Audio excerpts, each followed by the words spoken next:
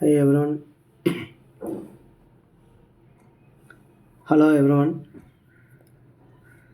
Today we are going to discuss about work done by a torque. Work done by a torque. Take a rectangular coordinate system x. This is x-axis, and this is y-axis, and this is z-axis. Take some uh, rigid body in arbitrary shaped rigid body. This is some arbitrary shaped rigid body. Let us consider, and this arbitrary rigid body is rotating in a counterclockwise sense about a z-axis, and take this is a fixed rotational axis of rotation is a fixed axis, and this body is rotating in counterclockwise sense about fixed axis, that is z-axis, and by due to the several forces which are acting on it, therefore all the forces which are acting on it contribute a torque. Because of this torque, the body is rotating about the about z-axis, so that the work is happening. So for calculating such a work, for first we have to consider a particle m1. Since every body is made up of particles, one of such a particles m1, which is revolving as the body rotating about z-axis, which is revolving around the z-axis, with its center lies in the z-axis. So therefore, for particle m1, let's take the center c1, which is lies in z-axis. This is the origin of our coordinate system. Let's take the position vector of this particle with respect to coordinate system. This is O position is P1 at time T1.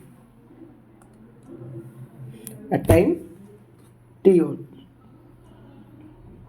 At time T1. So OP1 is a position vector. OP1 is a position vector. Position vector for M1 at time T1 equal to 0. At time T1 equal to 0 initially. And it's a radius vector which is drawn from center to its center to its position, that is, it is a radius vector. It is a radius vector. Let's say it is r1 bar. So there are several forces acting on this body. Let us take one of such forces F1 bar. Because of this force, the particle is revolving around the z-axis.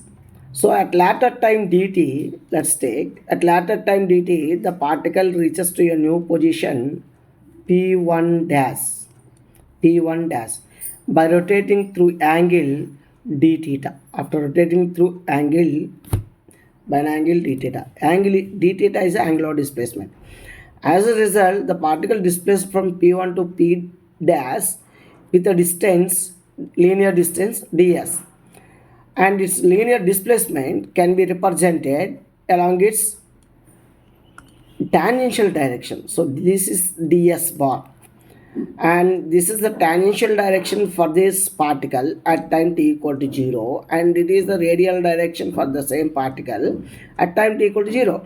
Let's suppose this particle makes some angle with radial direction alpha and phi with the tangential direction. So we know that the angle between tangential and radial direction is 90 degrees, so that alpha plus phi equal to 90 degrees. We can write phi equal to 90 degrees minus alpha. Now here we can see a arc length ds, it is the length of the displacement, makes some angle d theta at the center with the radius r1 in a time dt. So you can write ds equal to r1 d theta. This is the first, equation, and this is the second equation. Now write work done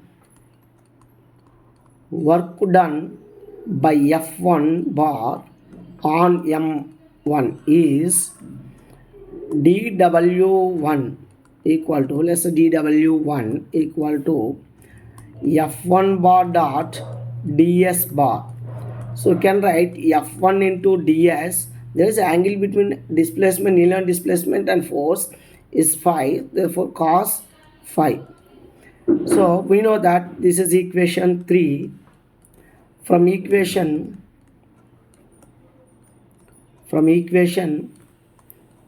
1 and 3 we will get,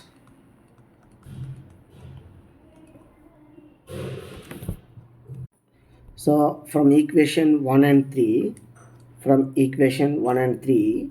you can write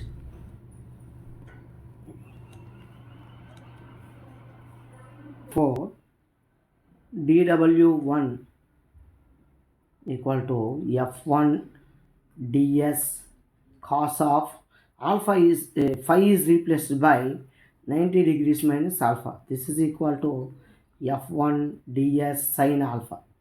Let's take, this is the fourth equation. Okay, fourth equation. Now back to the diagram. So this is origin, and this is OC1 bar along axis of rotation. This is O1 P1 bar position vector, and it is C1 P1 radius vector. Write separately. You can write this is O and it is C1. Head of the first vector is connected to the tail of the second vector, that is C1 P1 equal to R1 bar, and tail of the first vector and head of the second vector is connected, that is OP1 bar. By using triangle law of vector addition, you can write OC1 bar plus C1 P1 bar equal to OP1 bar.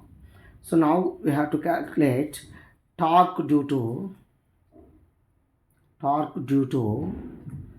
F1 with respect to origin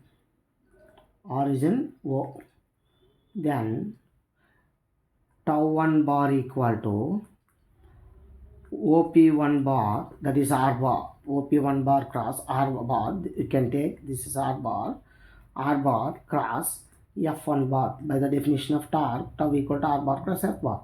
So OP1 can be replaced as OC1 bar plus C1 P1 bar into cross F1 bar. And now elaborate this. OC1 bar cross F1 bar plus C1 P1 bar cross F1 bar. OC1 bar, this is the position vector of the particle M1 at P1 at time t equal to 0. You know that R is a position vector. This OC1 and C1 P1 are the components of position vector. This is a parallel to the this component is parallel to the axis of rotation, and this component is perpendicular to the axis of rotation.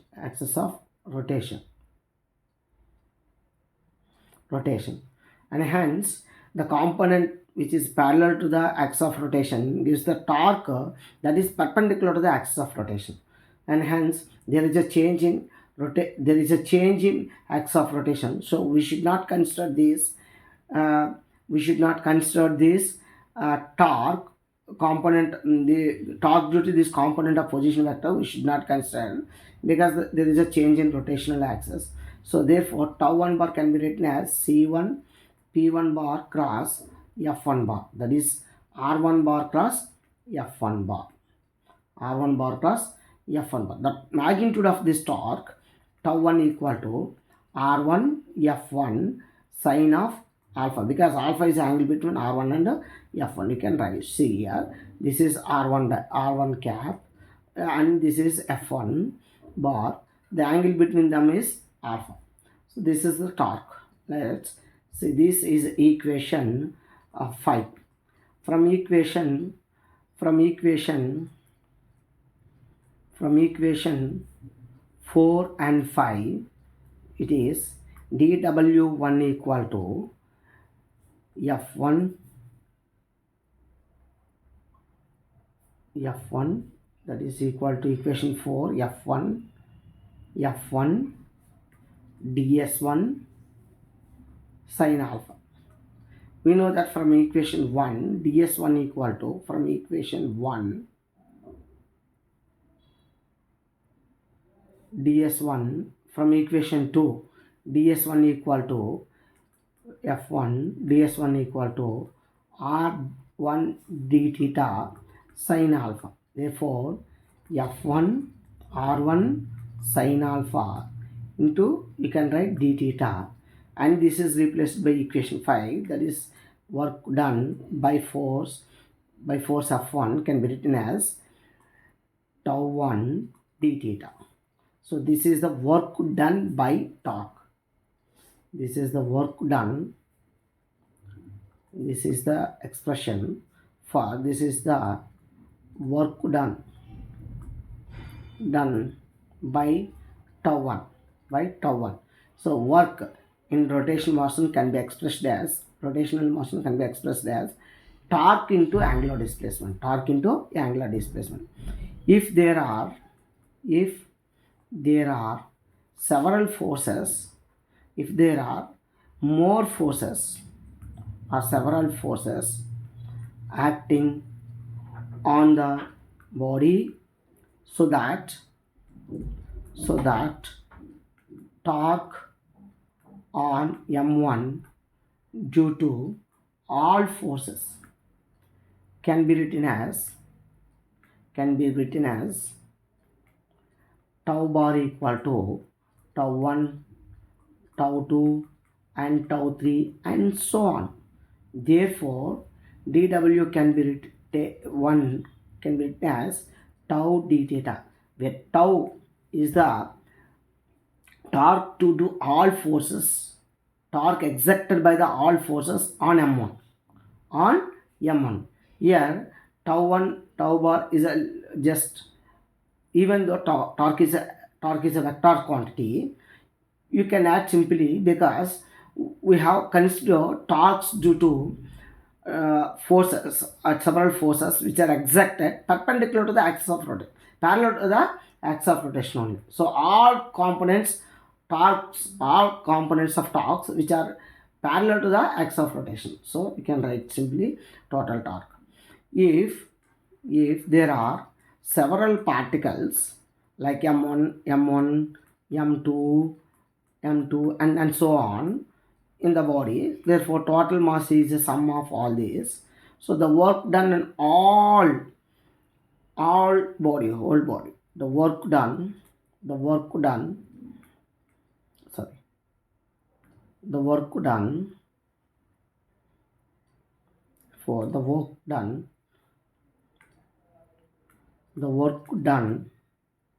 by the net torque